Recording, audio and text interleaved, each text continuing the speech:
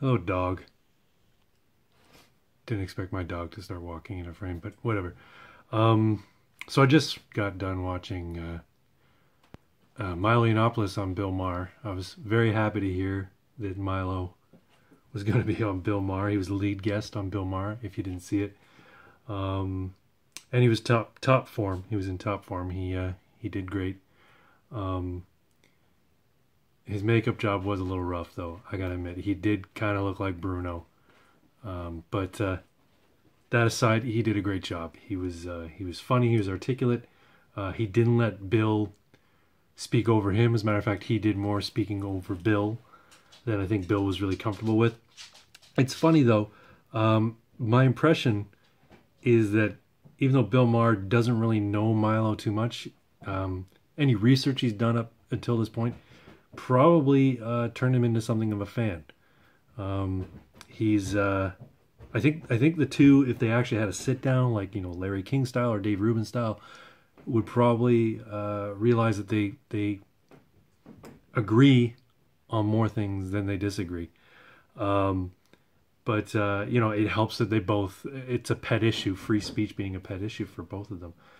But I'll be honest, my observations, and I haven't watched Real Time with Bill Maher in a long time. I used to watch it pretty regularly, but I haven't watched it in a long time. I don't think that free speech is that important to Bill's audience. I think they're really there really just to watch him bash Republicans and bash Trump. I don't think they really care so much about free speech. Like I said, it's a pet issue of Bill's. It's obviously very important to Milo, and so on that they agreed, right? But yeah, this was proven to me when an audience member, when Bill, cracked a joke and he called Milo a fag, an audience member gasped. Now it was like a laughing gasp, but you could tell they were clearly shocked to hear that phrase, that word, right? And Milo's been calling himself the dangerous faggot for over a year and a half. So anyway, it was interesting to watch, but I could only get through 22 minutes of it. I watched about 22 minutes, and then Bill sat down with his panel and he started going off about more Russian hackers, and like I'm like, my God, really? You too? I always thought that Bill was kind of media savvy in that he consumes this stuff, he's informed on this stuff, but I mean, there was no Russian hacking. There was no proof brought forward that Russians hacked anything, and he's talking about he was putting forward this huge gravitas. He got all serious, and there was so much gravitas to this issue. This was the biggest scandal in the history of American politics. This whole Mike Flynn thing, and I wish I could have stomached to watch it because they had a guy on a Republican. I think he was governor or congressman from I want to say Iowa, but I'm not sure. But he'd been there like career politician, Republican, been there a long time, and he was basically there to sort of defend, the whole Mike Flynn thing, and I caught little bits of what he was saying, but I just couldn't stomach watching, the pylon, because talk about over talking over people. This is exactly what they were doing. They wouldn't let him get a word in edgewise. And while he was making salient points, it was lost on everybody because, one, at the very beginning, his mic was cut off. So for the first 30 seconds of what he was saying, his mic wasn't working. Isn't that a surprise? The Republican sitting at the desk with Bill Maher, his mic isn't working. Why is that? And then all of a sudden it kicks in close to the end of his initial statement. So anyway, it was just ridiculous and sad to see Bill, go to this degree to scream about more Russian hackers. He's still married to this idea, and he was talking about how it was illegal what Mike Flynn was doing. It wasn't illegal at all. It was what he was doing as the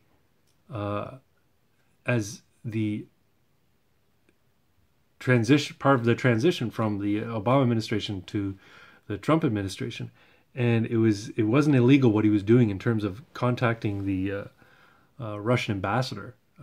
That's part of the job, right? Obama did the exact same thing. Obama did it while he was in the midst of a campaign. There's footage of him doing it. So, he's caught on a hot mic at some political event, some, conference somewhere, talking to a Russian ambassador about how, after the election, we can talk about this. Essentially what Mike Flynn had done. But Mike Flynn the election was already over, and Mike Flynn had already been named by the Trump team to be national security advisor. So, there's that.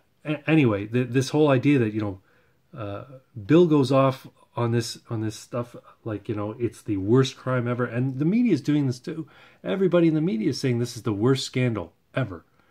They're running around, like Ben Shapiro said, they're running around with their hair on fire, running into plate glass windows before they have any of the facts out. And this was like yesterday. And now it's come out that nothing that was done was untoward.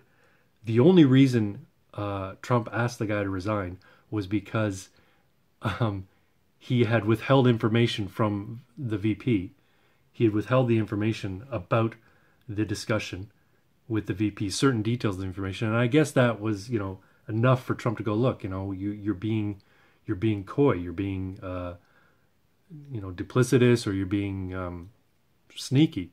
So I can't have you on my team. He didn't trust him, right? So the trust was lost, so he had to let him go. He didn't think that Mike Flynn is a bad guy. He said, as he said in his press conference yesterday, his insane press conference yesterday. But he said, I don't think that Mike Flynn's a bad guy. But after that happened, I asked him to. I couldn't sit with that, so I asked him to let it go.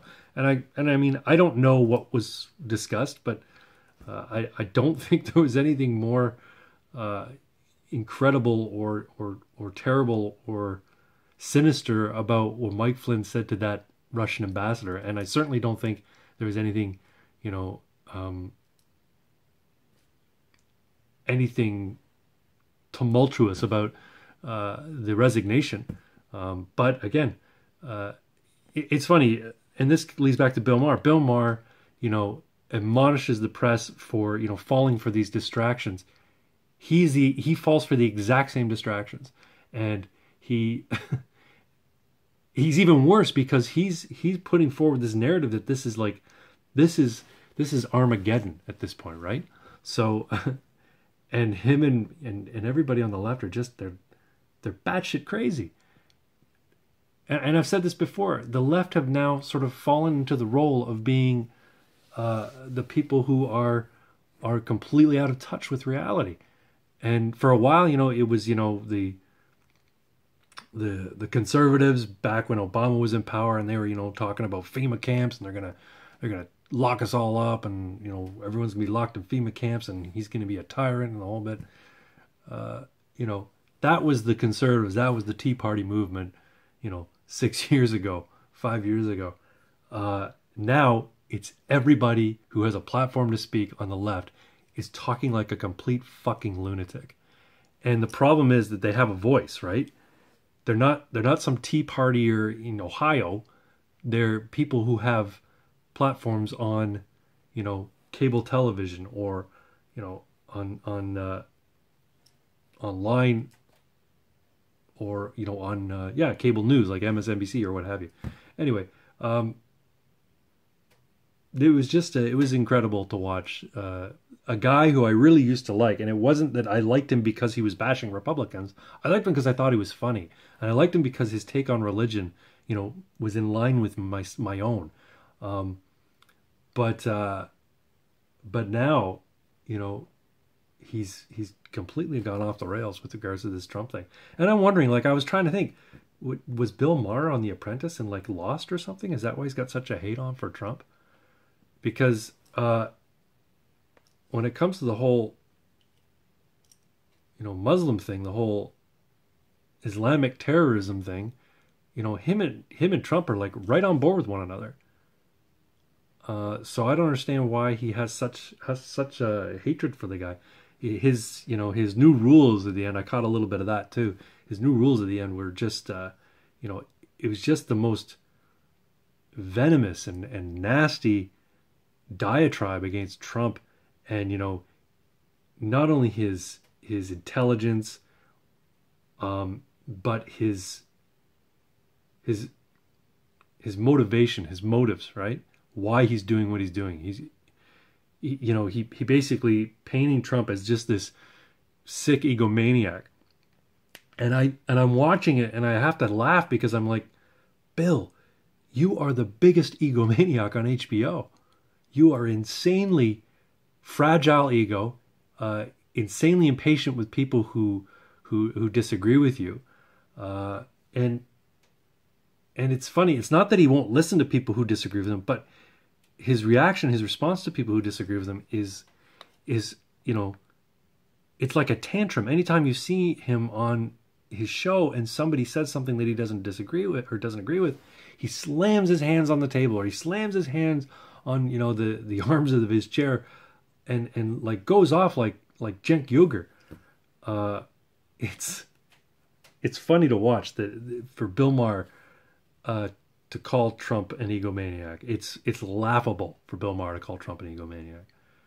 But anyway, that was my take on it, on the whole thing, and I know I sidetracked a little bit. I had notes and everything too, but I sidetracked because I started thinking about the actual politics of the most recent week. I know that people who watch this are probably going to go, "Oh, geez, Craig, Trump can do no wrong." It's not that. It's that I don't. I just think the guy should be given a fair shake, and he's simply not being given a fair shake.